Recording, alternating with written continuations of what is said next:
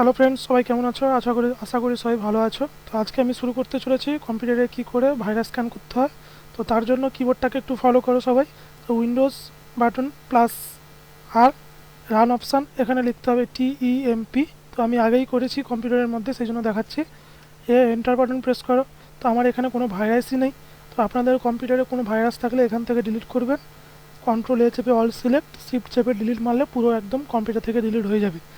তো আরেকটা পদ্ধতি, উইন্ডোজ প্লাস আর বাটন, এখানে শিফট চেপে %TEMP, সি চেপে দিয়ে এন্টার। তো আমার কম্পিউটারে এইখানে ভাইরাসগুলো আছে। তো কন্ট্রোল প্লাস এ বাটন চাপবো, শিফট চেপে ডিলিট প্রেস করবো, দিয়ে ইয়েস। এখানে do this current item skip. তো এগুলো আমার কম্পিউটারে ভাইরাস না, যে ভাইরাসগুলো ছিল সেগুলো সব ডিলিট হয়ে গেছে। তো আবার উইন্ডোজ প্লাস আর বাটন প্রেস করবো, এখানে লিখবো প্রিফেজ, PREFETCH, প্রিফেস লিখে এন্টার প্রেস করুন, দিয়ে কন্টিনিউ,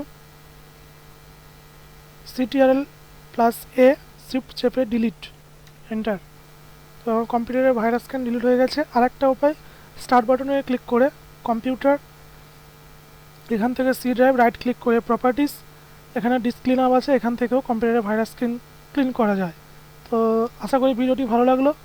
আজকে এই পর্যন্ত, ধন্যবাদ।